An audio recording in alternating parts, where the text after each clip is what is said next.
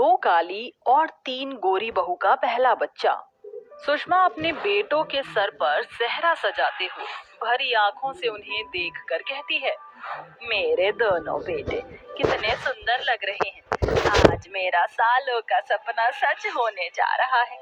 मेरे बेटों का घर बसने जो जा रहा है। अपने बेटों को दूल्हा बना देखकर सुषमा फूली नहीं समा रही थी, मगर यश और सागर इस शादी से जरा भी खुश नहीं थे।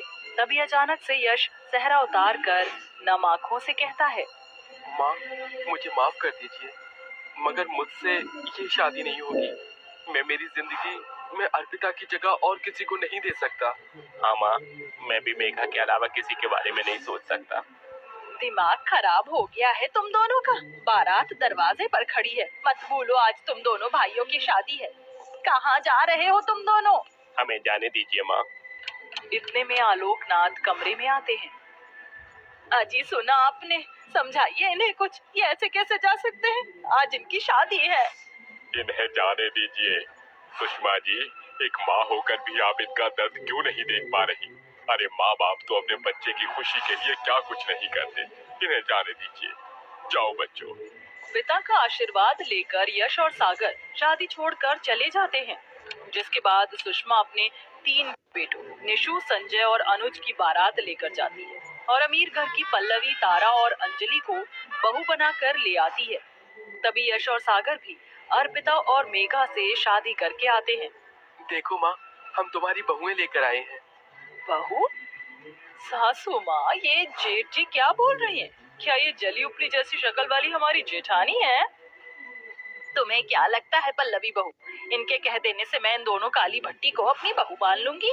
कभी नहीं। पैर में लगे कीचड़ को माथे पर लगा लेने से वो चंदन का टीका नहीं बन जाता।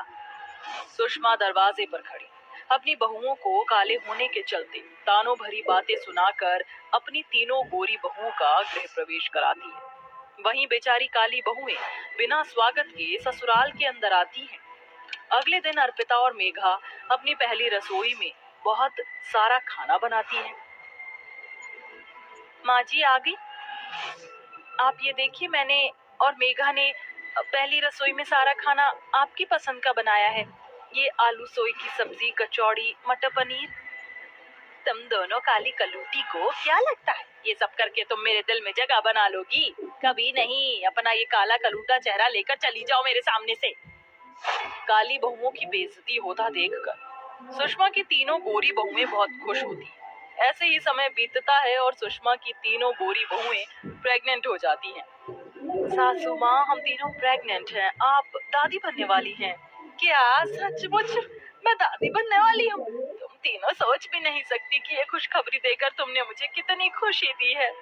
तभी मेघा और अर्पिता पैर छूकर अपनी सास से खुशी से कहती हैं, माँ जी, मुझे और मेघा को भी दिन चढ़ गए हैं। बहुत जल्दी आप दादी बनने वाली हैं। अपनी काली बहुओं की माँ बनने की बात से सुषमा जरा भी खुश नहीं होती और उखड़े अंदाज में कहती है, हाँ तो कोई बड़ा जंग नहीं जीतने वाली हो। तुम काले बच्चे ही पैदा करके जनसंख्या बढ़ाओगी बस। मगर मेरी तीनों बहुओं का ये पहला बच्चा है और अब तुमको इनके खाने पीने का पूरा ख्याल रखना है। ये बोलकर सुषमा और उसकी तीनों गोरी बहुएं मुंह ऐंठ कर अपने कमरे में चली जाती है। हाँ, ब्लैकी टैकी टैमरिंडा। अर्पिता दीदी, हमारी तीनों देवरानियों के साथ साथ हम दोनों का भी तो ये पहला बच्चा है। फिर माँ जी हमारे साथ ही ये फर्क क्यों कर रही हैं? क्योंकि हम गरीब घर से आई हैं और काली हैं। मेघा, तुम अपना दिल छोटा मत करो। देखना एक दिन माँ जी हम दोनों को अपना लेंगी। ऐसे ही दिन बीतता है और अब पांचों बहुओं को 3 महीने हो जाते हैं, मगर तीनों गोरी बहुएं सारा दिन अपने कमरे में बैठी बैठी फरमाइश करती है, अरे ओ हमारी काली जेठानियां, हमारा ब्रेकफास्ट लेकर कमरे में आओ। जाओ मेघा, ये नाश्ता उन्हें दे आओ। मेघा नाश्ता लेकर कमरे में आती है। आओ आओ नंबर 2 टैमरिंडा। मेघा नाश्ता रख कर जाने लगती है। तभी तारा टॉन्ट मारते हुए बोलती है, अबे ओ काली कलूटी बैंगन लूटी, करेक्ट 10 बजे हमारे लिए जूस लेकर आना, मत भूलना, समझी? मेघा चुपचाप वहां से चली जाती है। वक्त गुजरता है। अब पांचों को 5 से 6 महीने बीत जाते हैं। एक शाम सुषमा अपनी तीनों बहुओं के लिए ढेर सारे फल, फ्रूट, काजू बादाम खरीद कर लाती है। पल्लवी बहू, अंजलि बहू, तारा बहू कहाँ हो? जरा यहाँ तो आना। अरे सासू माँ, ये इतनी सारी थैलियाँ पूरा बाजार ही खरीद कर ले आई हैं क्या? मेरा बस चले तो मैं अपनी तीनों बहुओं के लिए पूरा बाजार भी खरीद लूं। इनमें तुम तीनों के खाने पीने के लिए फल फ्रूट है और काजू बादाम और मेवे मखाने हैं और ये केसर है, इसे दूध में डालकर पीना ताकि तुम्हारे बच्चे गोरे सुंदर पैदा हो। ये तुम तीनों का पहला बच्चा है तो तुम्हें अपने खाने पीने का पूरा ध्यान देना है। माँ जी, क्या थोड़े से काजू बादाम हम भी ले ले? वो जैसे जैसे महीने बढ़ रहे हैं शरीर में बड़ी कमजोरी आ रही है। ये काजू बादाम फ्री फंड में नहीं है जो मैं तुम दोनों काली कलूटियों को दे दूं। हमारे जमाने में औरतें रूखी सूखी रोटी खाकर भी हट्टे कट्टे बच्चे पैदा करती थी। दाल रोटी खाओ, उससे ताकत मिलेगी। सुषमा की इन बातों में उसका फर्क साफ झलक रहा था। हालांकि उसकी 3 गोरी बहुओं की तरह अर्पिता और मेघा का भी ये पहला बच्चा था, मगर उन्हें रूखे सूखे के सिवा खाने पीने का कोई इंतजाम नहीं मिलता। साथ ही वो बेचारी बहुएं सारा दिन सुबह से रात तक एक पैर पर नाचती रहती। माँ जी, चाय। तुम दोनों को कितनी बार कहा है ना दूध में तेज पत्ती डाला करो। मेरी तीनों बहुओं का ये पहला बच्चा है, उन्हें ताकत की जरूरत है। लग रहा है चाय में अपना काला रंग घोल दिया हो। हाँ। माफ कर दीजिए माँ जी, मैं आगे से ध्यान रखूंगी।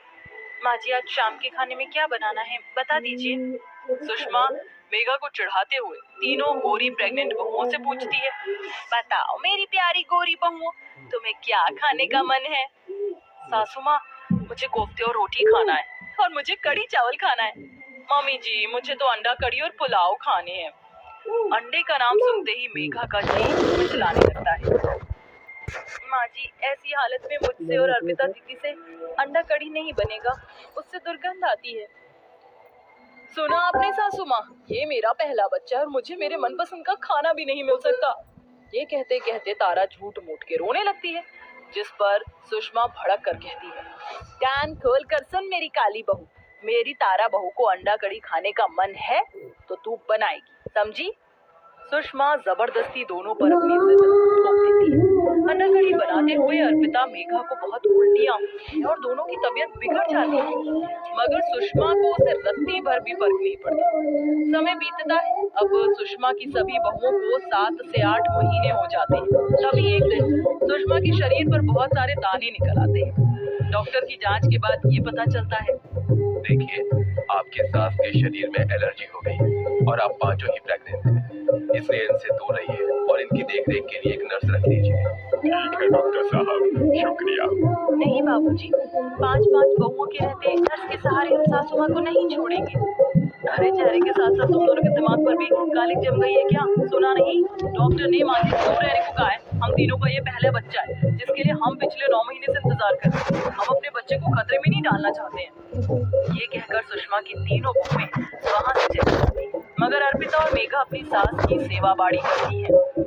अर्पिता बहू, मेघा बहू, दूर रहो मुझसे, वरना तुम्हारे बच्चों को कुछ हो ना जाए। हमारे बच्चों को कुछ नहीं होगा माँ जी, उनकी सुरक्षा भगवान के हाथों में है। हमसे हमारी सास की सेवा का मौका मत छीनिए माँ जी। अर्पिता और मेघा दिन रात अपनी सास की सेवा बाड़ी में लगी रहती। वहीं सुषमा की तीनों बहुएं कई दिनों तक अपने कमरे से बाहर भी नहीं निकलती। कुछ दिनों बाद सुषमा ठीक हो जाती है, तभी उसकी तीनों बहुएं परेशान होने का ढोंग करती है, मगर अब सुषमा की आंखें खुल चुकी थी। भगवान का शुक्र है सासू माँ जो आप ठीक हो गई। हाँ सासू माँ, हम तीनों तो बस आपके ठीक होने की ही प्रार्थना कर रही थी। बंद करो तुम तीनों ये नाटक। अर्पिता बहू, मेघा बहू, तुम दोनों मुझे माफ कर दो। मैं हमेशा रंग रूप के चलते तुम्हारे साथ फर्क करती रही, मगर तुमने अपनी और अपने बच्चे की जिंदगी जोखिम में डालकर भी मेरी सेवा की। कहो तुम्हें मुझसे क्या चाहिए? अर्पिता और मेघा भराई आंखों से सुषमा से कहती हैं, माँ जी, बस जब हमारा बच्चा इस दुनिया में आए तो आप अपना प्यार भरा हाथ उनके सर पर रखकर उन्हें अपने आशीर्वाद देना, हमें और कुछ नहीं चाहिए। अर्पिता की ये बात उसकी गोरी देवरानियों की आंखों को नम कर देती और अब सुषमा बिना किसी फर्क के बड़े ही धूमधाम से अपनी 5 बहुओं के आने वाले पहले बच्चे की गोद भराई करती है।